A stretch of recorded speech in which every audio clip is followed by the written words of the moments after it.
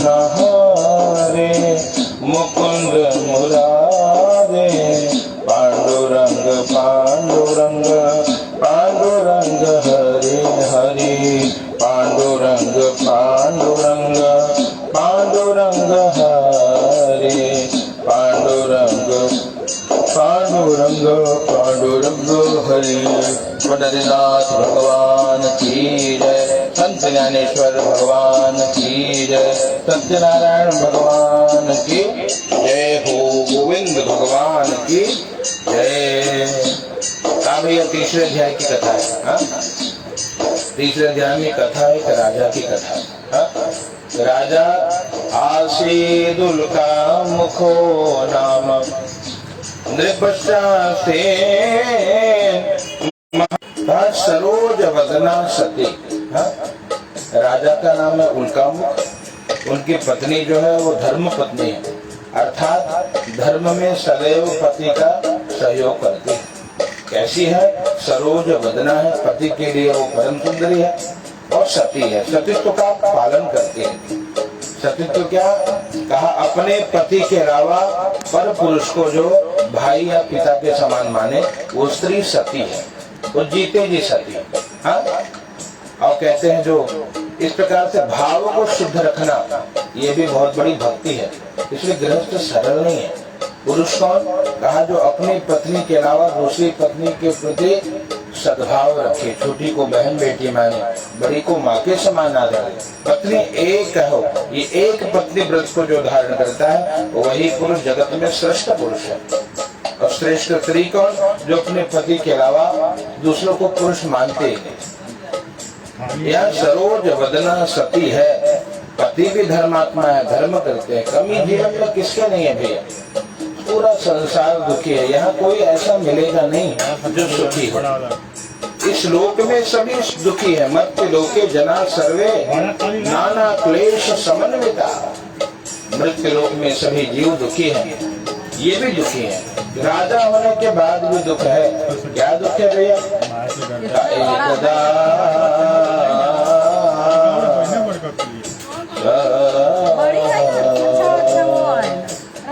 संतान न होने के कारण राजा रानी दोनों दुखी हैं। करते क्या? अन्य उपाय नहीं करते, एक उपाय करते, भगवान का भरोसा करके, भगवान पे विश्वास करके। भद्रशीलाल दे तेरे सत्य व्रत माचर। भद्रशीला नदी के किनारे भगवान श्री सत्यनारायण की कथा पूजा को करते। विश्वास था कि एक दिन देर है पर अंधेर नहीं है, कृपा जरूर करेंगे भगवान। भगवान कृपा करेंगे इस भाव से, और भगवान की दिव्य कथा पूजा को करते। कथा कर रहे थे, कहा? भद्रशिला नदी के किनारे। साधु नाम का बनिया वहां पर आया, आकर के भगवान कहा, पूछता है राजा से, किमर्थम कुरुषे राजन, ओ किमर्थम कुरुषे राजन भक्ति युक्तेन चेतसा। हे राजन, क्या कर रहे हो इतने भाव? क्यों कर रहे हो? क्या मिलेगा इससे? किमर्थम कुरुषे राजन भक्ति युक्तेन चेतसा।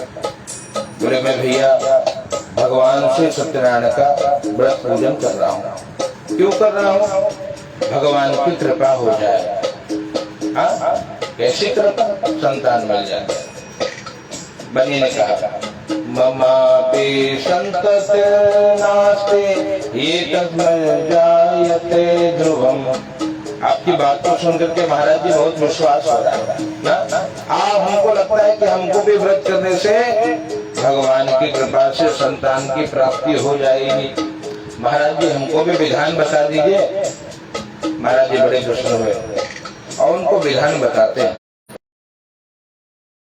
इसको भी जो कुछ भी मिला है वो केवल भगवान की कृपा से ही प्राप्त हुआ है। भगवान के अलावा कोई संसार में देने वाला नहीं है। तो क्या करिए? कहा भैया भगवान की शरण में चलिए, वही कृपा करेंगे। और उन्हीं की कृपा से समस्त मनोरथ की पूर्ति होगी। बड़े भाव से कहा कि भैया आप चाहते हो ना, कृपा भगवान अवश्य करेंगे। कैसे कृपा करेंगे? जब आप भाव से कथा को करोगे, पूरे विधान को जान करके। और भैया ये पहुंचे हैं, कहाँ पहुंचे? अपने घर पहुंचे। अपने घर पहुंचे, अपने घर पत्नी लीलावती को इस व्रत के बारे में बताया। कहा देवी हमारी सुनी गोद भी भर सकती है, हमारे घर भी संतान आ सकता है। कैसे? कहा अगर देवी हम भगवान श्री सत्यनारायण का पूजन कर लेंगे तो। बोले अच्छा कैसे करें स्वामी? कहा भाव से भगवान की कथा करनी पड़ेगी। पत्नी बड़ी प्रसन्न हुई। कहा कि स्वामी जी शुभ से शीघ्र, जो शुभ है उस कार्य को शीघ्र करना चाहिए। आज ही हम भगवान के व्रत पूजन को करेंगे। बनी के मन में पुनः व्यापार आ गया। टका कर्म टका धर्म टका ही परमम तप, यस्य गेहे टका नास्ति हा टका टक टका देते। कहा देवी देखो सबसे बड़ा रुपया है, हाँ रुपया खाए खर्च करें, पता नहीं इतना करने के बाद भी संतान मिले न मिले कोई भरोसा नहीं है।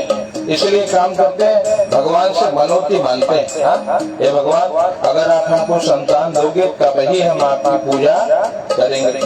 दोनों ने मनोती मानी। अब भगवान के नाम को माँ जपने लगे। जो लीलावती है भगवान के नाम को जपने लगे। ओम श्रीमन नारायण नारायण नारायण, श्रीमन नारायण नारायण नारायण, भजमन नारायण नारायण नारायण, हे बजरे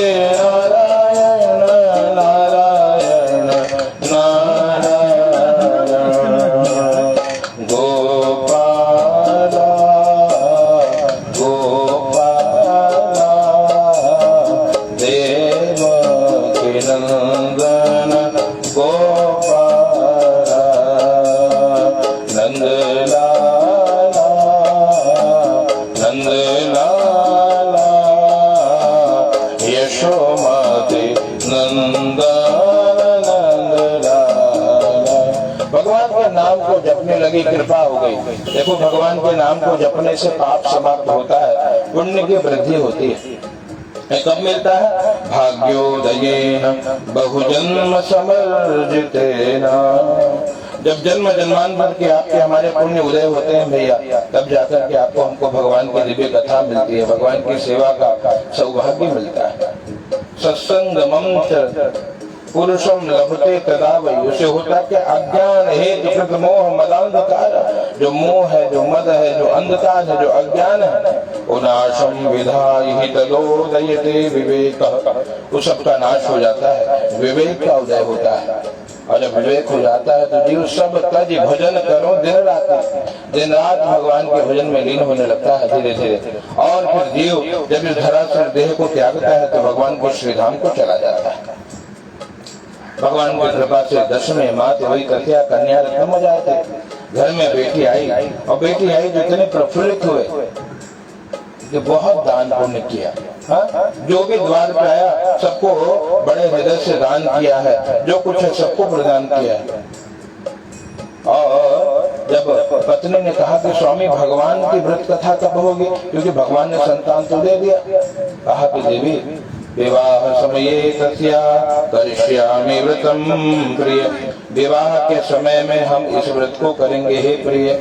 बोला अच्छा बेटी बड़ी हो जाएगी, विवाह होगा तब भगवान का पूजन करेंगे, तब भगवान की कथा करेंगे, तब भगवान की सेवा करेंगे, तब भगवान की आराधना करेंगे, तब भगवान का स्मरण करेंगे, तब भगवान को याद करेंगे। बेटी बड़ी हो जाएगी तब। बोले अच्छा, समझा करके चले गए। समय बीतने लगा, धीरे धीरे बेटी घर में बड़ी होने लगी। विवाह का मंगल दिन आया भैया, विवाह भी कर दिए, लेकिन भगवान का उत्तम व्रत करना भूल गए। इससे इनको दुख मिला। क्या दुख मिला? तस्या विवाह कर दिया रत्नसार पूरे रम्य। इस प्रकार से सुंदर बड़े पुत्र देकर के धूमधाम से विवाह करने के बाद भी भगवान का व्रत न करने के कारण श्री ठाकुर जी ने इनको श्राप दिया है। दारिणम कठिनम चास्य महदुःखम भविष्यति। दामाद के साथ जहाँ व्यापार करने गए वहां चोरी में पकड़े गए। भगवान की माया, देखो भैया इस संसार में भगवान की माया, भगवान कहते हैं मम माया दुरत्यया, भगवान की माया से कोई भी पार नहीं पा सकता। बड़े बड़े ज्ञानियों के चित्त को भी भगवान एक क्षण में माया में डाल देते हैं। ज्ञाने नाम अपनी चेतांसी देवी भगवती हिसा बलाद आकृष्य मोहाय महामाया प्रेक्षते। तो श्री ठाकुर जी की लीला ठाकुर जी जाने, इसलिए क्या करना चाहिए, भगवान से प्रार्थना करना चाहिए कि प्रभु आपकी माया के मुझ पे प्रभाव न हो। अब भगवान ये भी कहते भी हैं कि भगवान के भक्तों पर भगवान की माया का कोई प्रभाव नहीं पड़ता। समय बीतने लगा, विवाह का मंगल दिन आया और विवाह हो गया दामाद के साथ। भगवान ने श्राप दिया कि माया बनी, कहा जहाँ ये लोग विश्राम कर रहे थे राजा के धन को चुराकर दो चोर वहीं पर गठरी रखकर पकड़े जाएंगे, छुप गए। राजा के दो दिन को चोर समझ कर ले जाकर के कारागार में डाल दिया है। घर में भी जो धन था वो भी चोरों ने चुरा लिया। कहा सब कुछ चला गया, कुछ बचा नहीं। माँ बेटे भी भिक्षा मांगने लगी और भिक्षा मांगते मांगते बेटी एक मंदिर में पहुंची। सायंकाल का समय भगवान की दिव्य कथा श्रवण कर रही थी। कथा सुनते सुनते रात्रि हो गई। देर रात्रि होने पर माँ ने पूछा, पुत्री रात्रि सुधा पुत्र किंते मनस्य वर्तते, ये बेटी इतनी रात्रि तो कहाँ थी। बेटी ने कहा कि माँ मैंने भगवान की कथा सुनी, सत्य नारायण भगवान के व्रत को सुना है, उनकी कथा को सुनी है। नाम सुनते ही माँ के अश्रु से माँ के नेत्र सजल हो गए, अश्रु की धारा प्रवाहित होने लगी। मैया को रोता देख बिटिया ने गले से लगाया, कहा माँ कोई अपराध मुझसे बना क्या। कहा नहीं बेटी, अपराध तुझसे नहीं बना बेटी, अपराध मुझसे बना है, हमसे बहुत अपराध हुआ बेटी। बेटी ने कहा क्या हुआ माँ। कहा बेटी मैं बांझ थी और परमात्मा ने मुझ पे कृपा करी, तेरा जन्म हुआ, मुझे संतान की प्राप्ति हुई और आज तक हमने उस मनौती की पूर्ति नहीं करी है, इसलिए आज दुखी है बेटिया। इस कारण से आज जीवन में दुख है। ये कहा तो कहा कोई बात नहीं माँ, कल ही हम भगवान का पूजन करेंगे। और अगले दिन प्रातःकाल जो कुछ दोनों को भिक्षा में मिला सारी सामग्री लेकर के और बैठ करके भगवान की कथा श्रवण करने लगे ना। प्रातःकाल भगवान की कथा श्रवण करी। माँ बेटी ने पूरी पूजा होने के बाद प्रसाद ग्रहण किया। भगवान से प्रार्थना करी कि हे स्वामी हमारे पति और दामाद आ जाएं, उसके बाद और धूमधाम से आपके व्रत पूजन को करेंगे। हाँ भगवान प्रसन्न हुए। वहाँ के राजा को स्वप्न में दर्शन दिखाया कि जिनको तुमने चोर समझ के कारागार में डाला है वो दोनों निर्दोष है, उनका कोई अपराध नहीं। राजा ने अपने कुल देवता को बुलाया, कुल पुरोहित को बुलाया, कहा महाराज जी स्वप्न में भगवान आए थे। अब बोले महाराज ने कहा भैया देखो जिसकी वकालत साक्षात परमात्मा कर रहे हैं वो जीव कितना धन्य होगा। कुछ गलती उससे हुई होगी तुरंत क्षमा करो, उन्हें छोड़ दो, कारागार से मुक्त करो। कुछ लिया होगा तो सम्मान पूर्वक विदा कर दे। जो धन उनसे लिया था ससुर दामाद से बनिए से उसको दुगुना करके सम्मान पूर्वक उनको विदा किया है और क्षमा मांगा कि मुझसे गलती हो गई महाराज। कहा कोई बात नहीं, ये तो कर्म का फल है। कहा कोई लाख करे चतुराई कर्म का लेख मिटे न रे भाई। कर्म का लेख नहीं मिटता, आपने हमने जो बोया है वही कल आप हम काटोगे। इसलिए कहते करता था तो क्यों किया, अब करी क्यों पछताए, और बोया पेड़ बबूल का तो आम कहाँ से खाए। अगर आपने बुरे कर्म किए हैं तो आपके साथ बुरा होगा। अगर आपने वृद्धावस्था में अपने पिता को माता को परेशान किया है कल तैयार रहना, आपके बच्चे भी बड़े बड़े, वो स्थिति आपकी भी आएगी। इस समय का चक्र किसी को नहीं छोड़ता। जो आपने किया है वो भोगने का सामर्थ्य यदि है तो करना, नहीं तो सावधान रहना। कभी समय ने किसी को नहीं छोड़ा, चाहे वो कोई भी हो। साक्षात परमात्मा भी अगर मनुष्य देह लेकर के आए हैं कर्म सिद्धांत उनके भी लागू होता है। तो इसलिए भाव से अपने कर्म के प्रति जीव को सावधान होना चाहिए। यहाँ पर दोनों मुक्त हुए। राजा ने जो धन लिया था दुगना करके इनको सम्मान। श्रीमन नारायण नारायण नारायण श्रीमन नारायण नारायण नारायण सत्य नारायण नारायण नारायण नारायण नारायण नारायण श्रीमन नारायण नारायण नारायण श्रीमन नारायण नारायण नारायण गोपाला गोपाला देवकी नंदन गोपाला नंदलाला